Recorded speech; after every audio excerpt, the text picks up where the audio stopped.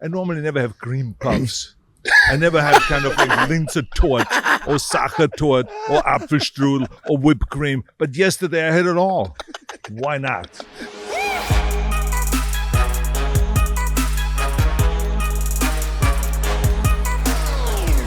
Beach day. It was so much fun. Did you guys see the pictures?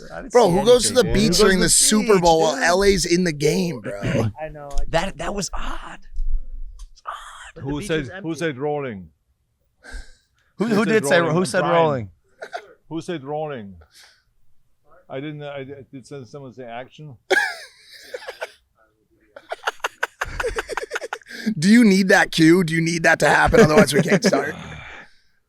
Just to put the pressure on him. Yeah, I know. I'm taking notes, by the way. I'm watching how you're navigating. Exactly. And he goes. Who's doing the sun? Yeah, who is doing the water? Where's my water? What about the sun? You guys are slacking off on the sun. What about the mic? The mic is a little bit high. Where's my seat? You know, so it's like the whole. Well, he's sitting on a table. Everything is wrong. You pretend everything is wrong, and we have to start all over again. Right? Then everyone is kind of more aware of that. We got to be on guard. We got to do this now, right? Kid, what are you laughing who about? said rolling? We are rolling. Who is laughing? He's a comedian, so he's usually making people laugh. He's also hot. He's also high as hell, Arnold. Yes. Yeah, Now I'm so extremely far it's not nervous. working.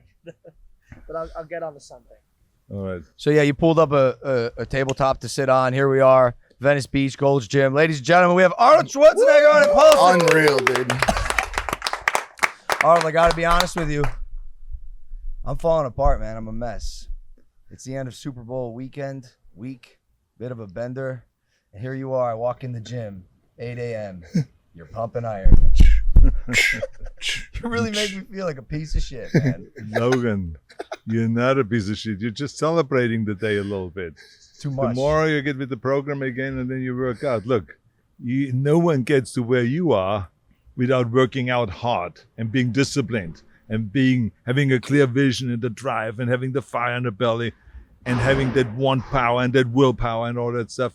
So today you can celebrate. Every so often you have to slack off like I did yesterday. I normally never have cream puffs. I never have kind of like Linzertort or Sachertort or Apfelstrudel or whipped cream. But yesterday I had it all. Why not? Today, Let's go. Let's go. Hit the abs again. Today we hit the abs again, right? We broke the bicep. I just got You're supposed to laugh at the comic relief. What is the matter with you? I'm so sorry. You're supposed to. There you are. Very good. Perfect. We do have a live laugh track, a live audience here. Kev, if you could just do a quick pan of the set. Looks like we got some carpet blocking the sun for the next 10 minutes until it gets a little higher, at which point you two will have to raise that another 6 inches. That's interesting. Usually you do squat jumps, box jumps on those, holding up the... But I've sitting on a table. I know. I love how there's weights on it and legit weights on it. Yeah. Where'd you watch the game, Arnold? I watched it at home. You did? Yeah. We had a few friends over, and it was really nice. He didn't know I had my commercial playing there, my commercial for BMW iX, the electric BMW, because I'm a real fanatic about getting off fossil fuels and making more cars, giving people a choice basically between the fossil fuel cars and electric cars and hydrogen-driven cars and stuff like that. So BMW came to me like a few months ago and said, would you like to do a commercial for us for an electric car? We're coming out with one that goes from 0 to 60 in 4.6 seconds. And it goes like 325 miles before you have to recharge it. I said, wow, this is really fantastic. And it has 500 some horsepower, 524 horsepower. I say, I'm in. Is I'm this in. the Is commercial? this a brand deal? Right now? Are you getting paid for this? Commercial right now? Are you getting paid extra to do it on this podcast? Why? Because people are going to buy it now. Our audience loves it. You want to tell us where they can find out more I'm about not the selling today. I'm not selling anything. I'm just trying to give you the reason why I jumped at it, because it was like very funny, the commercial, and it was like a good product. So I said to myself, I should do it. And so I watched it yesterday at the Super Bowl. It was the first quarter. It was on, and it was very funny. I played Zeus. I played the father of Hercules, right? And I played Hercules 50 some years ago. Hercules in New York, which It was a great movie. yeah, thank you very much. So when my kids didn't cooperate really well and didn't turn out the lights or didn't make their bed, I always said to them, I said, if you don't make your bed, and if you don't wash your laundry, and if you don't turn out the lights, I'm going to make you watch Hercules in New York 10 times. And they mean that the room was clean.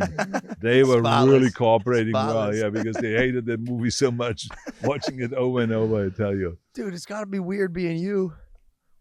Imagine being his kid, what that's like. I know, that's tough. But you got You're great right, kids. Yeah, great kids. I'm friends with your son, Pat. I know. And even you got that brand new son-in-law, Chris Pratt. Yeah. He's fantastic. I mean, we're very lucky to have such a great man coming into our family. And Catherine is very happy. Yeah. Obviously, she's really in love with him, and they're now expecting a second baby. I don't know exactly what it's going to be, a boy or girl. But eventually they would tell me, or they don't know, and they would just find out when the baby arrives, So cool, man. It's so family oriented. You had such a successful career, and it's interesting because you're super multifaceted too. Like there's almost like there's 3 Arnolds, right? There's like movie star Arnold, there's athlete Arnold, bodybuilder Arnold, and then political Arnold. Yeah, the governor. Which one is your favorite to be? Well, I tell you, as you get older, you discover kind of more different sides of yourself. Because when I was your age, Logan, I only thought about being the greatest bodybuilder. I want to have the biggest arms, the biggest triceps, biggest delt, have the best posing routine, beat everybody, and go from competition to competition, be the winner, and become the greatest bodybuilder of all times. But then you get older a little bit, and you go to the next phase, and you say, well, I cannot do that forever. What's next? So then you say, well, acting. My heroes, Reg Park and Steve Reeves, those guys that played Hercules, they went from bodybuilding into acting. So I said, maybe that's what I should do. So I started that. And I was, of course, as intense about that as I was with bodybuilding. And I started, working on it on my speech classes and accent removal classes, acting classes, English classes, and all those kind of things. And I started working my way up until I got finally Conan the Barbarian and Commando and Predator and all this, and I was on a roll. And then, you get the place where all of a sudden you have done so many movies where you say, I'm not really that excited anymore to do another movie. Maybe I should do something else. And just at that time, they had a recall election in California to recall Governor Davis. A total recall. And so I said to myself, well, here's a good opportunity. I run for 2 months. It's not like a whole year or 2 years of running. I ran for 2 months, and then it's the election on October 7th. And so then I jumped into doing that. And I really enjoyed the political life after I won, and really had a great time. But then you get older after that. When you're finished with that, then you start your institute, and you start the Schwarzenegger Institute, and you start getting more and more into helping other people. Because, when you're young, it was all about me. Yourself, me. yeah. Then eventually, as you get older, it becomes more and more like not just me, but we. How can we all be successful? How can we all be healthy? How can we all train? How can I inspire other people to train? How can I write more books about training? How can I have more seminars? How can I be out there more and inspire millions of kids to train and to get maybe into politics and to get into acting and to let them know that they can be successful? And I'm so what I'm saying is there's another side of me now that I discovered, which is really caring to help other people. And there's the artistic side, like from here I go over to my office and I paint with my daughter because it's Valentine's Day. So we're going to paint some heart-shaped things and for her mother and for her, and she's going to make them for me and all that.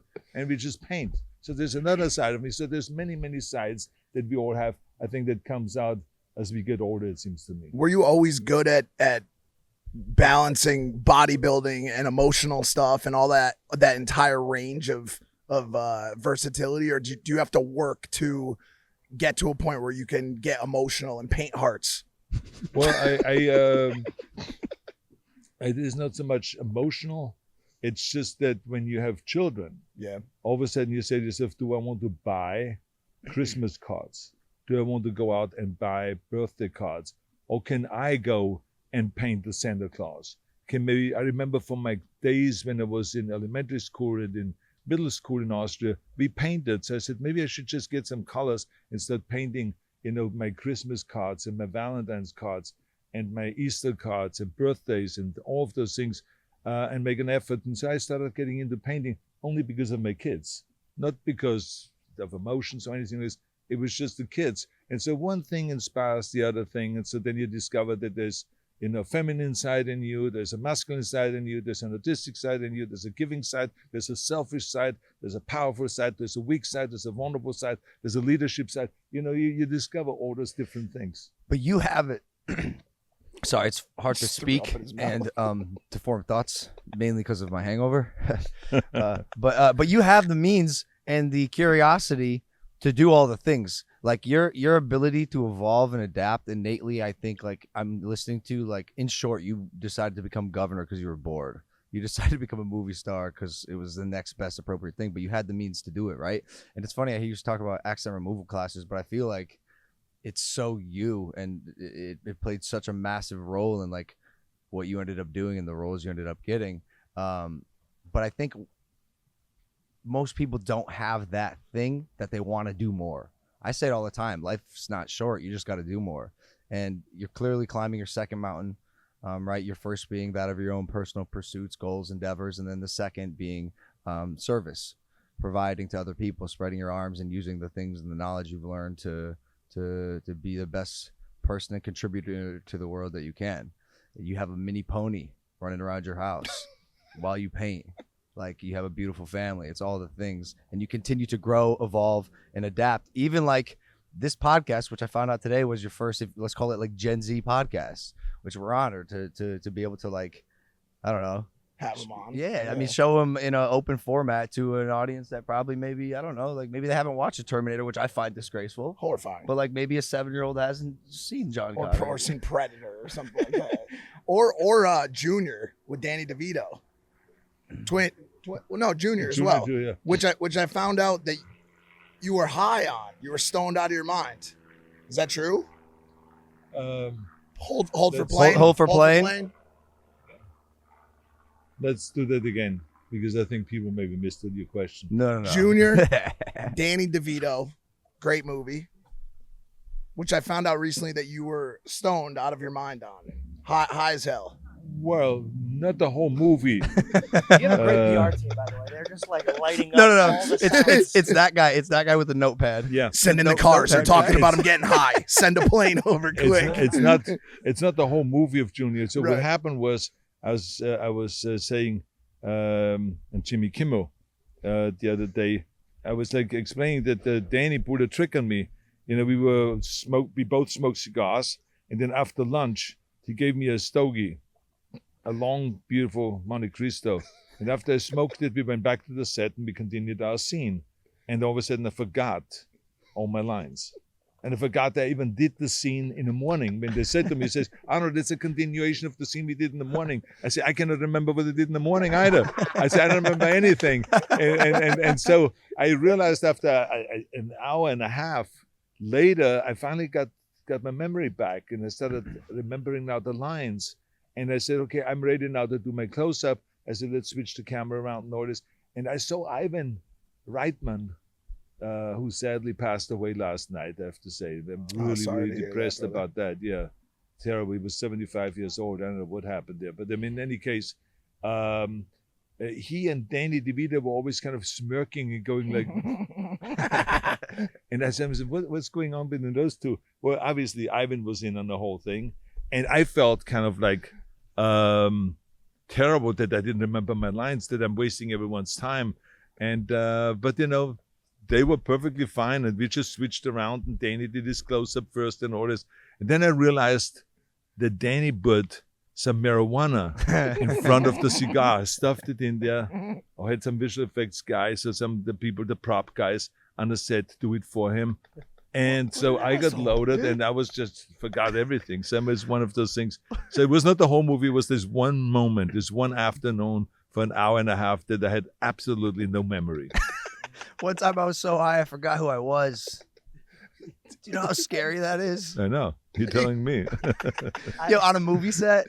I know. I've gotten high where like I'll literally be forming thoughts, and by the end of the sentence, I forgot what the beginning of the sentence was, and I'll just be like completely. I just stay quiet. You're also in some deep shit right now. Oh, I apologize.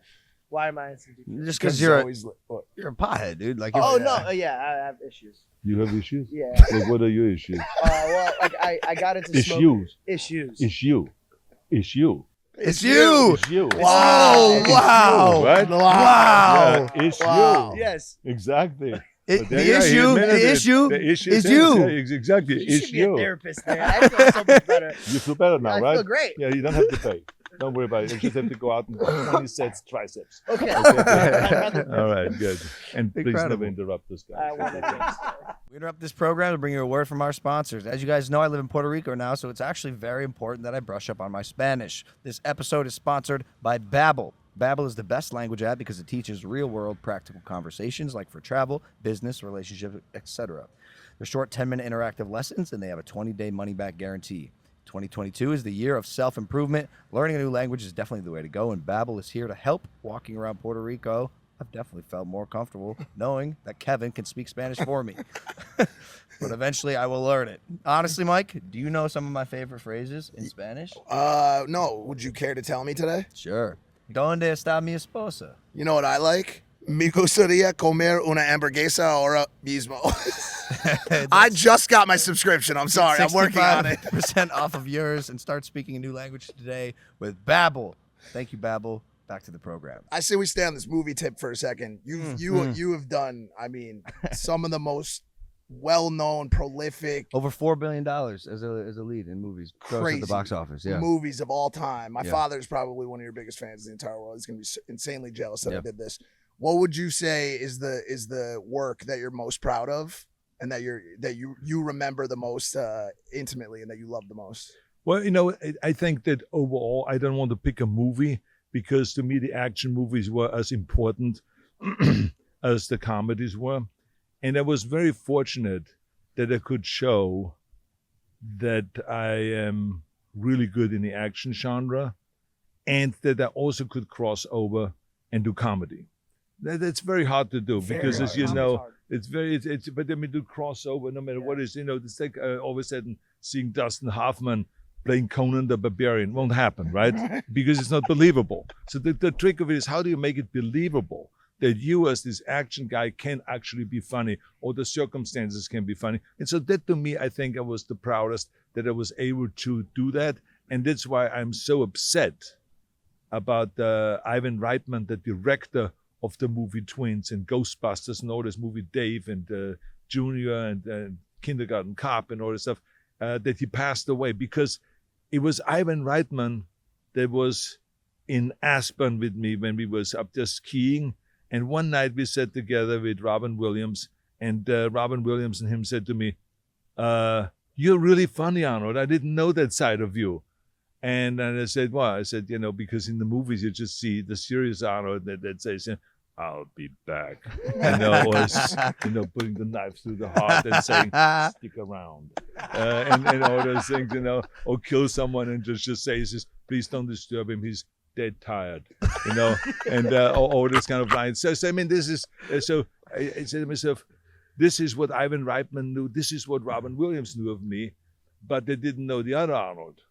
And so he then suggested, says, "You should do comedy." And I said, "Ivan, if you write one for me, and if you direct it, I could go and do this." I said, "But I need the help, and I need the push, and I need someone that pushes me along with this and convinces the studios that that's what we should do." Because the studios kept saying to me, says, "Arnold, we're not going to give you a comedy because we make so much money on action movies. Why would we all of a sudden change? Don't fix what isn't broken." Right? So Ivan then helped me, and that's how we did then the first project, which was Twins. And that's when I broke into comedies. And Danny DeVito was extremely helpful also. And we had a good time. So I'm proud of that. But I think that the key thing is I think that you have this in you, that desire to grow, or you don't. Because that's where it all begins. We can talk about the titles from here to eternity.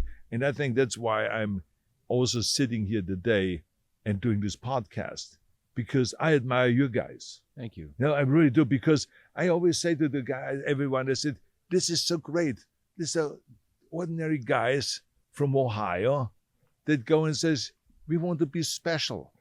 We don't want to just be ordinary guys, and we are willing to put the effort into it. We're willing to make the sacrifices. We're willing to fight for it and to go and work for it and train for it and do all of this kind of stuff, and which takes hours and hours and hours every day, and discipline and all this stuff. And you guys don't just talk about it, you do it.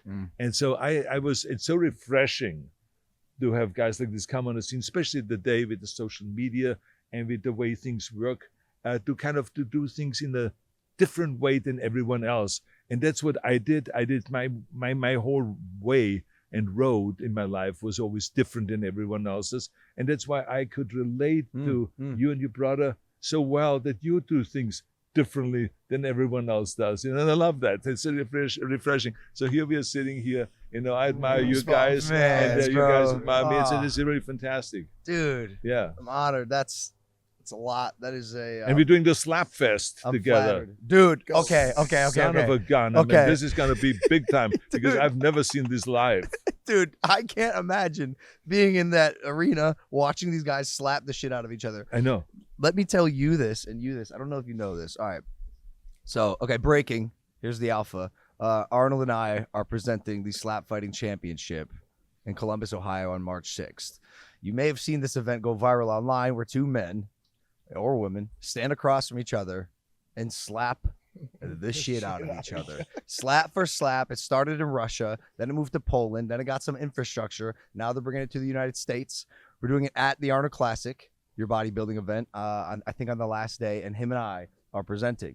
Why this is hilarious is because, as you know, I was supposed to go to Russia to enter the slap contest. I don't know if you know this, Arnold, but I know, but because I saw the documentary. The documentary. Yeah, I did. Remember, I watch everything. Dude, we did a full-on script. We were gonna go there. Had scripted like a mockumentary about like he was gonna get his head slapped off. You were gonna enter too. You were gonna fall in love with a minesweeper, a Russian woman that looked for old landmines in Russia. You were gonna fall in love with her. A full-on backstory. We wrote a whole backstory, and then we didn't. Well, because I slapped the guy, and I'm like, oh, this is a real violent sport.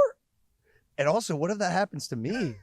Like, I don't know, not for me, but the guys that are participating, huge, massive. The guys headlining the fights, the one guy's name is Zales. He's 16-0. He's a professional. He's a monster. He's a monster. Takes people's heads off. Oh, yeah. Versus a Hawaiian guy named Koa.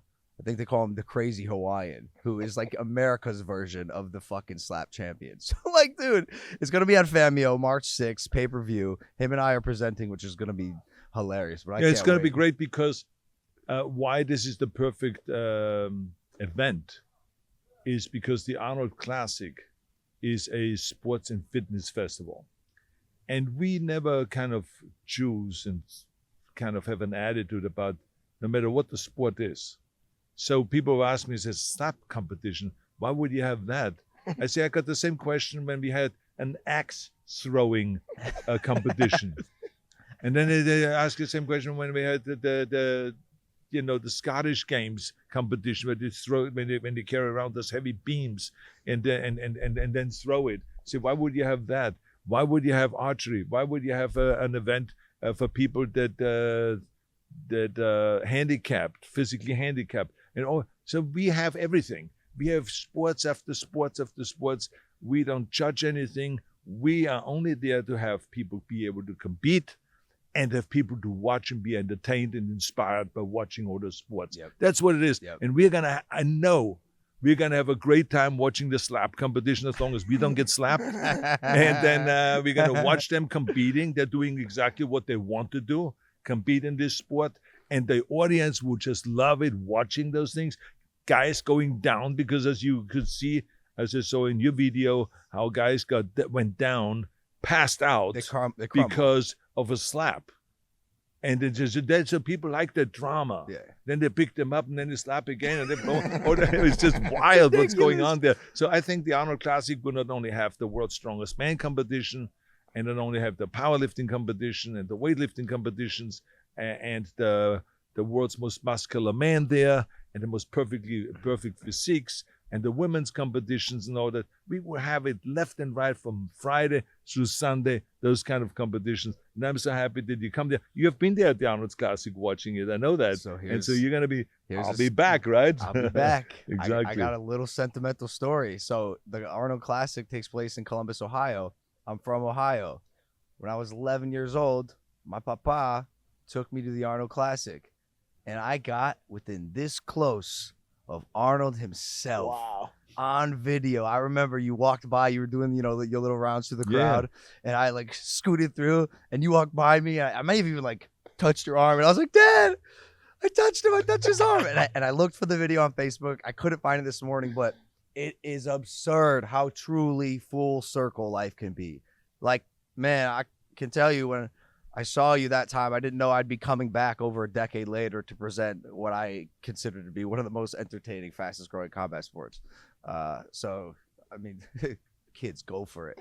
Anything is fucking possible. That's crazy. I'm telling you. I'm telling you, this shit's crazy. He's sitting right there. Yeah. And a decade ago, I was like, wow. And it's nuts, man. But you see, this is the important thing. To inspire people and to let them know anything is possible. And I'm talking about not just people in Hollywood, but I want to reach to that little village in Poland, that little village in Ukraine, in Russia, in China, in Africa, in the Middle East, where the poorest of the poorest people is. If they can watch this and they see ordinary folks can make it. You know, I want to inspire those people there and say, you can do it. Just have a vision and have the will and just chase your vision. That is the most important thing. You can do it. Look at me. I come from a little Austrian village. There was a population of 800. Where everyone said to me all the time, forget it. You will never make it. But then I saw Reg Park in the movies. And then all of a sudden I got inspired. You know, so I had a way of looking at the world through the movies, and I got inspired. And this is what we're doing here today, is inspiring people. Come out and watch it. Look at Logan, look at his brother, look at so many people, look at Muhammad Ali, look at Mike Tyson. These are people that came from nothing, and they worked their way up, and they became something. You know, it can be done. So this is what it's all about, is inspiring everybody. I love that message. It's funny. It's just, the people who are successful are all saying the same thing. Like, there's a through line to it. Yeah, you can do it if you work hard. Yeah, it's like a sacrifice and surrender. I think the hardest part for most people, and you always do a good job of like relating this back to the audience, is that surrender to the unknown, the uncertainty. Like, it might not be super apparent right off the bat what's going to happen with your life, but that's okay. You have to surrender and then just sacrifice everything you fucking got to go get your shit. You're the epitome of it. My dad told me about your story when I was young, how you would train in between sessions in the war, right? Or you were in boot camp. I was in the military, and I was a tank driver, and it was in the Austrian army. And I remember we were on maneuver, and at night, we parked our tank. We first dug a hole underneath the tank that deep, so we could sleep underneath the tank without the wild boar going after us. And that was always the danger, because we were surrounded by wild boar and stuff like that. And there was no enemy, because it was just a maneuver. But I mean, so around 7 o'clock at night, when it got dark, I then went and opened up this compartment in my tank where you have the tools in case your tank breaks down. But I didn't have tools in there. I gave the tools to some other tank driver.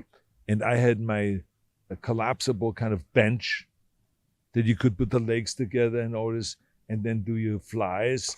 I had my dumbbells in there. I had my barbell blades and the barbell, the bar in there. And I started working out. And we all were working out like 2 hours before we went to sleep at night. So we were training, and then we were eating, and then we went to sleep. And the next morning we got up at 5 o'clock again to continue on with the maneuver. But that was like a daily occurrence. It was just, all about, I got to go and become Mr. Universe. It didn't matter if I was in the military. It didn't matter if it was a tank driver or that the food was shitty. That we just mostly ate potatoes there and all this stuff. Nothing mattered. It was just, I got to train every day. So it was that kind of a discipline. So that's, I think, what your dad talked about. Do you think having that goal helped you? Because oftentimes I find a good idea or a goal can plague me in the best way. It's all I care about.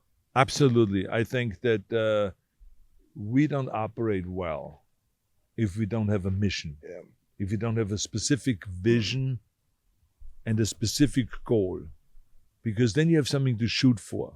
I mean, look, every single airplane that takes off knows where they're going. Yep. Imagine you have the most sophisticated airplane in the world, and it takes off and doesn't know where to go, right? It's not going to have a successful mission, no matter what. And so this is why it is so important to have a mission, to have a specific goal, because then every rep that you do, every workout that you do will get you one step closer to that goal. And you know why you're doing. You never ask yourself at 6 a.m, why the hell am I doing another 500 sit-ups? Why am I getting up at 5 a.m. and go to the gym? You know why. Yeah. I mean, I always knew that for every rep I did, every set I did, every squat I did, every bench press I did, every chin-up I did, every leg raise I did, was to get one step closer to becoming the world champion in bodybuilding. And it felt good. And I had a good time doing it. And I was smiling in the gym doing it, rather than like other guys that had this kind of verklempt face, all pissed off looking that they have That's to do me. another set.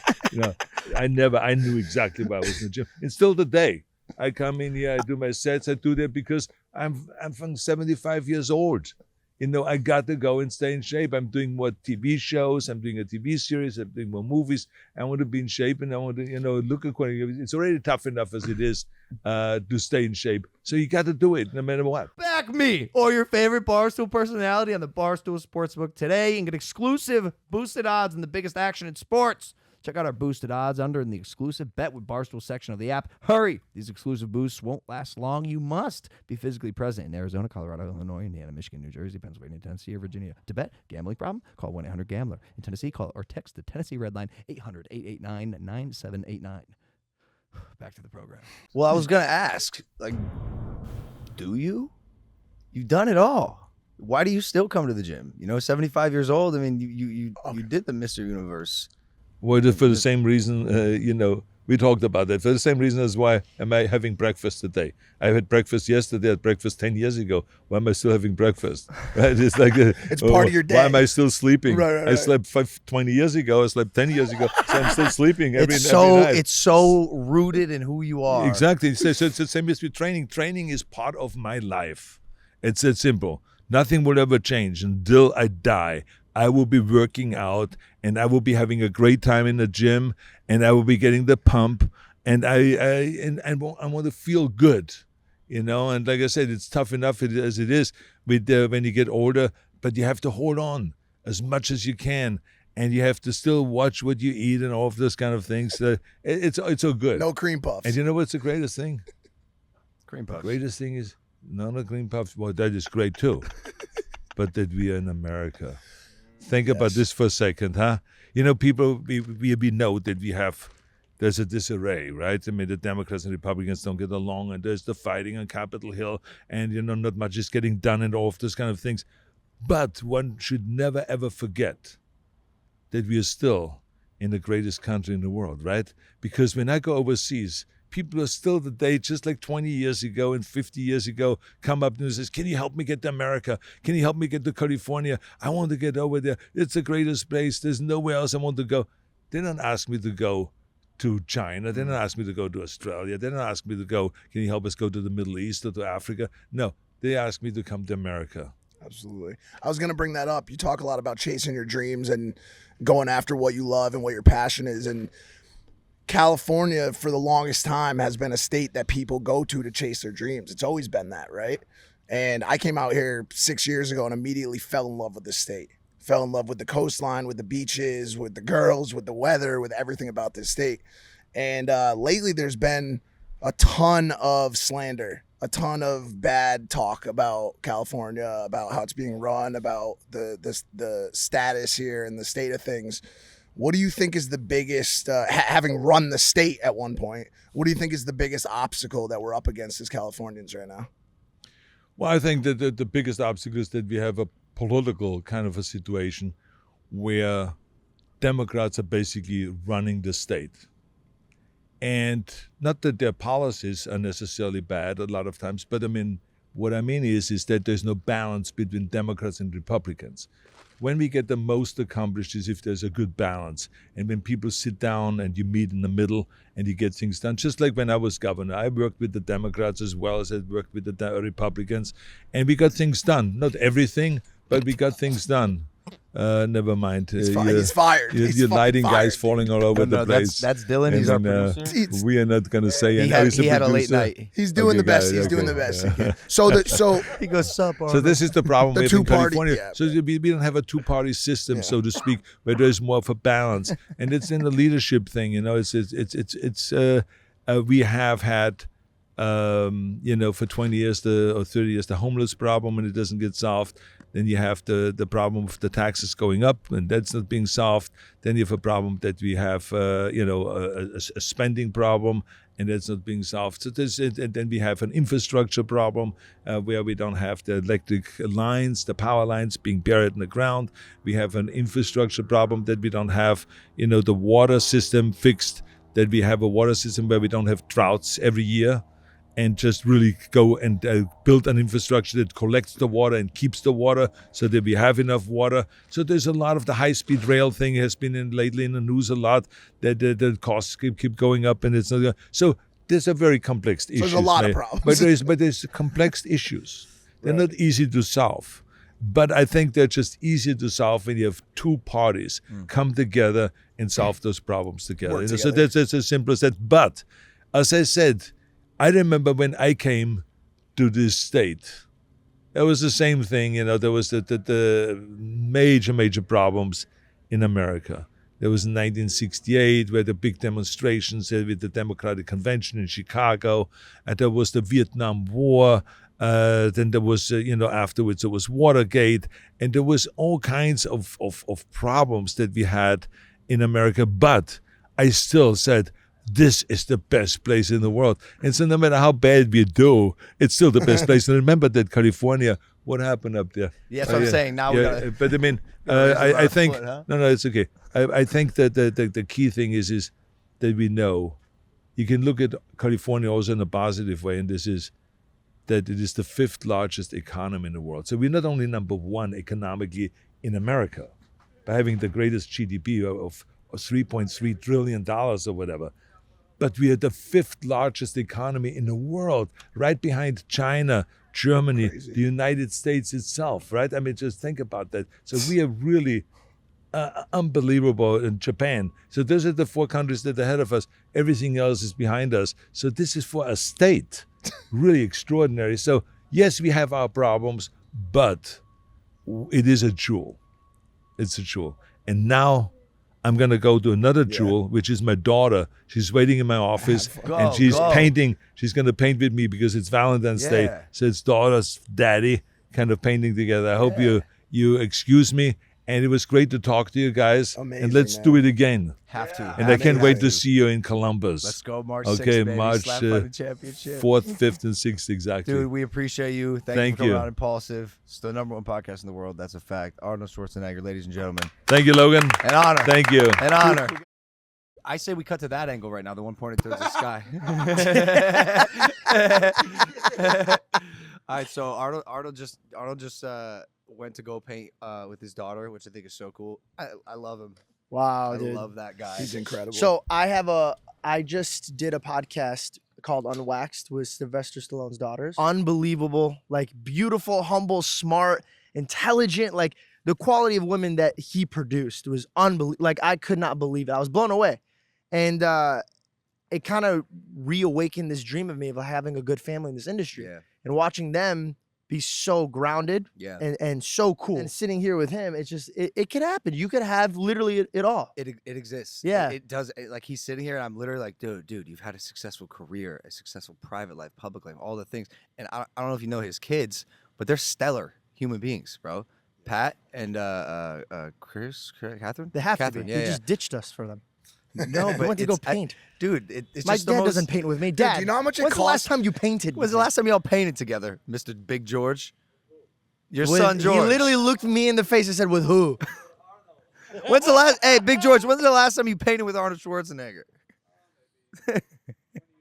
15 minutes was what we were originally supposed to be given. Do you know how much it would cost to get 45 minutes of Arnold Schwarzenegger's time? Like that was incredible. He doesn't do podcasts. Nuts, He doesn't dude. do podcasts. I don't even. Is also like direct as a meeting. Purpose. When you slipped, bro, Purpose. I was like, Oh, yo, Dylan, you fell over. Dylan took a tumble. Dylan, you. Also, Jeff banged Wait, his head. You didn't hear the bang in the back. You ran into a wall? With my forehead. Are you good? With my forehead. Well, yo, listen. With my forehead. Listen, guys, it's Super Bowl Monday right now. It is the least productive day on earth. People are not at their jobs right now. They are not at. They are should not. have been at the beach. You would have been Total relaxed. Hours in 4 days. Total Dog. Hours in 4 days. Total hours of sleep. 4 days. 12 hours max. I was at 10, 11. Max. I think dude. I have like we have been up 70. Drake, Justin Bieber concerts, every after party, every suite, just running. And then we get the call yesterday, Arnold Schwarzenegger, 8 a.m. I'm sorry, what? What? Roll the video of Logan asking you after the Super Bowl win Where the after Rams parties? win Actually, in roll LA. that. Roll that. And Logan goes, Mike, where's the after parties? And Mike goes, are you I know. I go, what are you talking about? I do not ever want to go to a party ever again. Yo, that suite that we were in yesterday was Sweet. Are we doing this? Thank you to them. sweet. Thank you to shout Ray. out Raising Cane's for And having us at the Todd. suite. No, Todd. not shout out. Whoa, I you love had them too. Raisin Cane? Yeah. I love them too. Todd, his whole family. Again, another like successful business, public life, Yeah. private life. Like the whole family was so sweet. They were nice enough to give us tickets to the Super Bowl, invite us to their suite, which attracted the most clouded up group of people Everyone. I've ever seen in my Everyone. life. It was because Everyone. you went to Sylvester you ruined Stallone's that one. podcast and I'm didn't not invite liking us. the fact that no one's inviting me. I'm calling everybody out here. Listen, when you get a girlfriend, this is what happens. You get on the do not invite list. It's true. Well, I wasn't even invited But at first. I and have a girlfriend and You- she didn't come. That's what happens, Because you George. didn't invite your girlfriend. That's what you have to do, George. Sometimes. But I want to be invited. What happened? Guys, I'm a great wingman. Watch this. Check this out. If a girl's looking, okay, let's be real. If a girl's looking at you, right, I'll be like, yo, that guy, he's a good boxer. You know what I mean? Like, see what, okay, maybe I shouldn't come out. Mike with you was guys. Mike was But invited that's not even more. true. Mike was invited morning of, if it means anything. Yes, that's you were correct. invited That's correct. today I wasn't- for yesterday's Super Yeah. Bowl. I invited all of you guys to the beach. Dude, it was Super Bowl Sunday, George. No one wants to go to the beach. On Why Super Bowl. not? Nobody's there. Okay, Parking okay, was hold on. prime, Are dude. we actually doing this? Prime. Are we actually doing this like whole thing of that Super Bowl? Because we have a story to tell What's the about a story? certain rapper on a bus. Oh, What yeah. happened? We So, should tell okay, that okay, story. okay, Wait, okay. can I say who's in the booth? Yeah. So Nelly is the rapper that he was talking about. What? What happened that's with fine. Nelly, Go ahead. man? What? Some happened, but let me tell you. You Here's see who- Logan's. You see Logan's Hey, sneakers. you two guys. You don't say anything during the Arnold Schwarzenegger podcast. I You, didn't. you bang your head. You fall over. Well, 'cause and this I kid can't respect get him. I one don't word respect out. any of you. Let him say his words. Sorry. Go ahead. Are you done? Yeah. Joe Jonas, Sophie Turner, Drewski, French Montana, Sean Mendez, Murda Beats, Theo Vaughn, Food God, Mike fucking Malak, the Raising Cane's family and owner, and our accountant. Alex Smith, dude. And the One Direction Niall Horan. Neil, yeah. Not to yeah, mention Neil Jack Horan. Harlow. Like, dude, Oh, like, fuck. bro, G-Eazy people came in there- G-Eazy, people were popping in and out all day, but before, crazy. Like the most eclectic group What? of people. Just him giggling in my ear for no Uh, reason. George is really on one today. dude. What? I'm just. You know, hug. The most eclectic group of people in one room that I've probably seen, and obviously a lot of the suites are like that at the Super Bowl, but this one was special. But before we even got there, we got on the bus earlier that morning from the Beverly Hills Hotel, and I saw this man jump on the bus, and the first thing he said was, "Damn, they got 2 stripper poles in here?" And me and Jeff looked at each other and said, "Is that fucking Nelly on this bus?" Dude, we get to meet a lot of people in this industry. We get to meet a lot of cool people. Yeah. But when you see, when we in this age, and you as well, about to say, what you the see, fuck about that? you see Nelly, E-I, uh-oh. I would Come and take a immediately ride with start me. blasting Bro. the heat just so I could hear him say, "Is it getting hot in here?" Bro. And then I my did day one made. worse. I got right on aux and threw on "We Going Down, Down, Baby." Dude, He has some slaps, bro. No, Slap he endless. goes, nah. Yeah. Man, cut the shit, He bro. was the guy. And then, bro, Mike wasn't letting him well, I have said it. two. I did two, but Two of his songs in a but row. he no, not in a row. But then I had to text Mike and say, "Yo, he's not into Mike me." is that guy. Mike is that guy. He Huh? said- He's not he interested. He texted our group chat. He was like, "Yo, he's getting mad every time." You know why? This is why I love our group. Is because because we're like, dude, there's been so many times where we have to contain ourselves. I had Jason Statham right in front of me one time, and he had to pry me away from hugging him from his back. Because, bro, like, listen, I know I ain't shit, bro. Jason Statham he's a sexy man. How am I not going to hug him from the back and rub his head? Mike, let's continue your story. I'm sorry.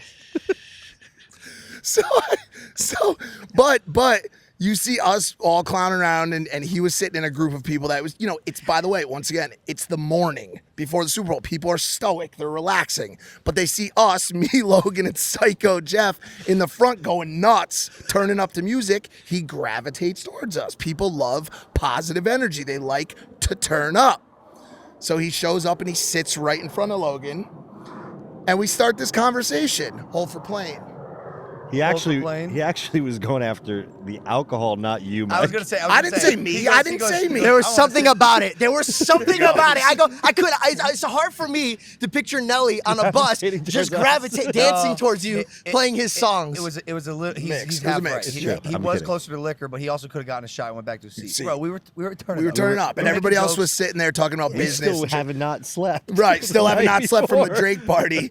So he sits down with us and start talking about bowling, start talking about gambling, he said, you know who my favorite person in the world to smoke weed was. So we're sitting there having this like crazy conversation with him, and Logan is sitting there, and he goes along the lines of, I won't quote, a paraphrase.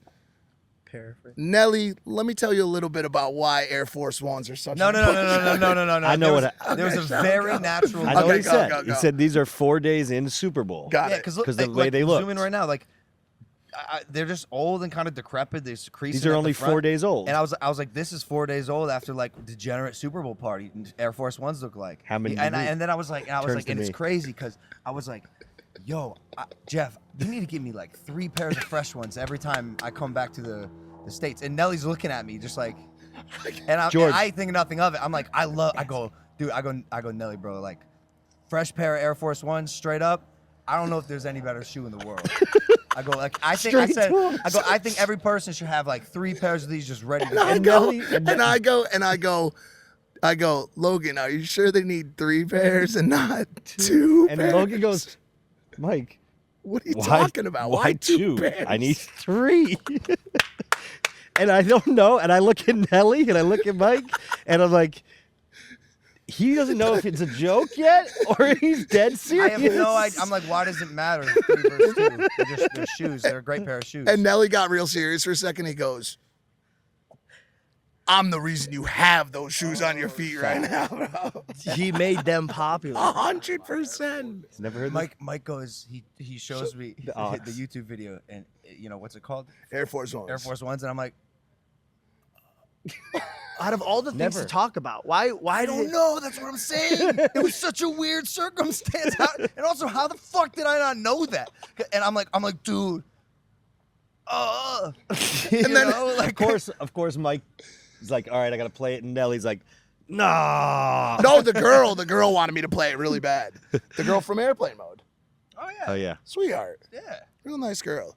Michaela, yeah? Yeah, Michaela, yeah. But then I did the same thing not too long after that. We were walking through a crowd and somebody ran up to him like, Nelly, I got to get a picture with you. And I go, he's like, I don't have time for this shit. I go, just tell them to have their phone ready and do it in selfie mode while they walk next to you. He goes, you trying to tell me how to take pictures with fans, man? I was like, oh, shit. We are idiots. I go, we are idiots. We are idiots. But by the way, all love, dude is the happiest, coolest, one of the coolest people I've ever met. True. All day long, we're hanging out with all the people in the suite. And all I kept saying was, where is Nelly? We gotta go find We Nelly. gotta find We gotta Nelly go to right Nelly's suite. now, bro. I'm like, bro, we're having a great time. Like, fucking Sway Lee's here. Vibing with Sway. Shout out Sway Lee. He's coming on. So here we got Sway will be on for sure. That dude's fucking awesome. Drewski will be on 1,000% in the next month or so. Are we going to get the 2 people that stood us up? No? Well, I mean, one of. Segue into halftime Super Bowl show.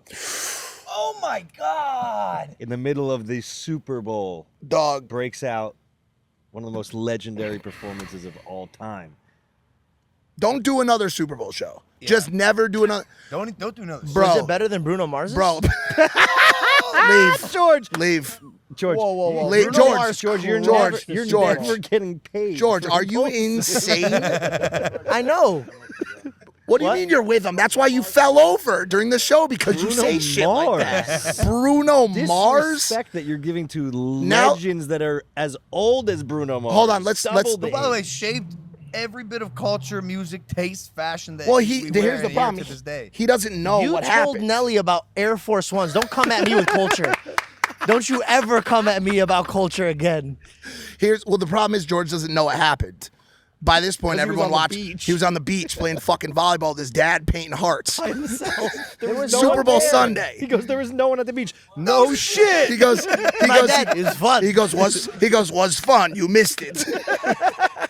Yeah, man, wish we could have been there, dude. We So- should have missed Dre and Snoop and Eminem and 50 Cent Mary J. Yo, Blige. listen. Mary J. Blige performed?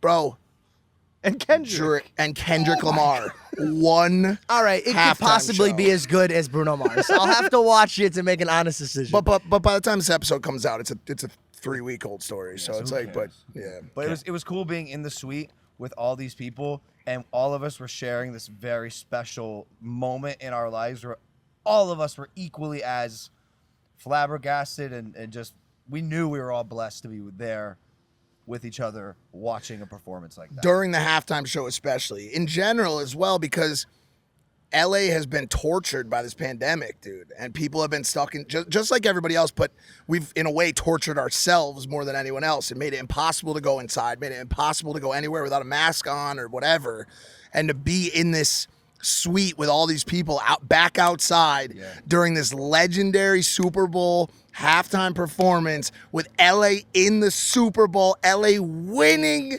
the Super Bowl. Yeah.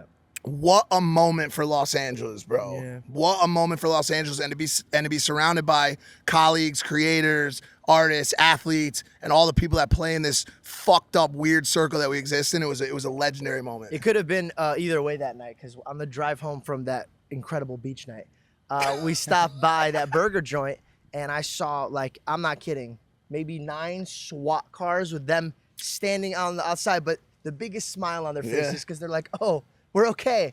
The city's not gonna burn tonight. It's like they were waiting. They were waiting for it to loot, and then people are gonna just start. Which I think breaking. did end up happening, actually. I think they did do a little looting. David was telling me, but Just a minor loot. yeah, it's just a minor looting. It took us 6 hours to get home. Oh my God. 6 I hours. erased that from my mind.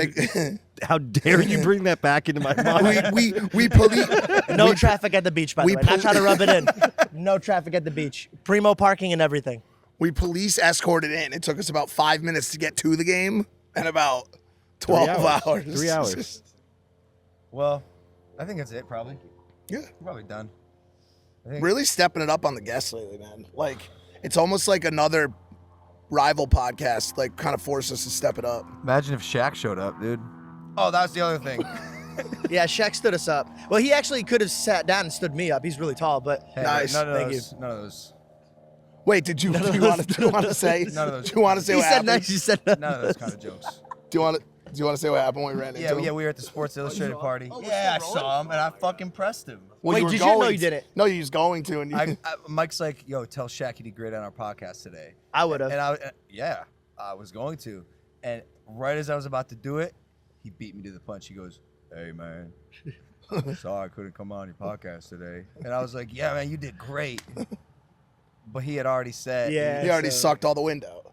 Yeah. And then He I was- M&M'd you. I was looking up at him and I'm like, I'm just kidding, bro. You're Shaq. You can honestly do whatever the fuck you want. And he goes, I know.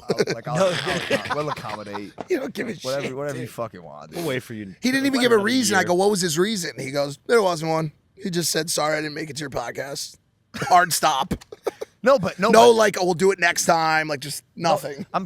We're gonna get him on. He's fucking Shaq. But you have to understand, when you're dealing with a guest like a caliber like that, these things happen, dude. Like I take For zero sure. offense. For sure. I Zero was offense. brushing my teeth, very aggravated. No. I was like, how dare he? and That Oliver Tree podcast Amazing. Bang. changed my life. What a show. That was the best podcast I've ever done. What a show. I like him a That lot. guy's fucking awesome. I was showing in our 3-hour drive back, just constant posts from Oliver Tree on his Instagram. It gets even more ridiculous than he is as a human. Dog, at one point he goes, I mean, the backstory that he goes and how deep rooted his jokes are, his inside jokes. That he's a massive troll, but he lives permanently in that space. One part he's like, yeah, man, so I signed this artist under me. His name's Lil Ricky. It's a mad talented dude. And we're all like, yeah, fire. Cool, man. Yo, Lil Ricky's like an alien. No, he is an alien, a 7-foot alien. He's a 7-foot tall He alien. was telling all about how he was this great artist and all this shit. No, he lives in a different world. His timeline and like, dude, that's why on the podcast I was really nervous that people think I didn't like him. I was so fucking confused. Yeah, 100%. On what was happening. He's a genius. That's what you Yes, need to know. yes, yes. If you know that about him, every other thing you do, you look at in a different scope. And once you're in on the joke and you see what he's doing, you're like, this guy's fucking brilliant. I did a deep dive on all this shit when I went home. I watched the music videos. And His biggest thing is his legal team. Jeremiah Johnson. Jeremiah Johnson. Jeremiah Johnson. Jeremiah Jeffrey. Jeremiah Johnson. Jeffrey. Which, by the way, is just him.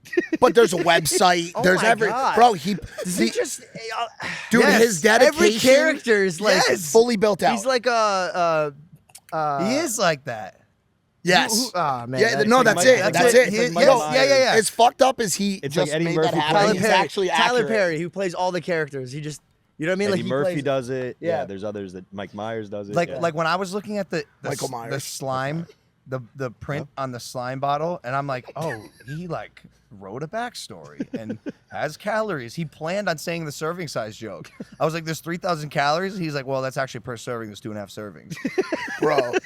Dude, like he had set up What? jokes. Like that's it's dude. incredible. Also, But I loved when he broke out of character when you were still filming afterwards with him, and you could see a little, like, You can break glimpse of, them. like, You can break them with by gets a giggle. reverse unoing him. Yeah. That's how you. And I was doing it outside when we went after. I did it a million. You got to make a joke that one's up his level, and he'll break his character. You get a little giggle out of Correct. it. You get a little and then he giggle. resets. That's and then it. he resets. Because it's not, and it's like a not treat. You're like, really ooh. it's not really a character.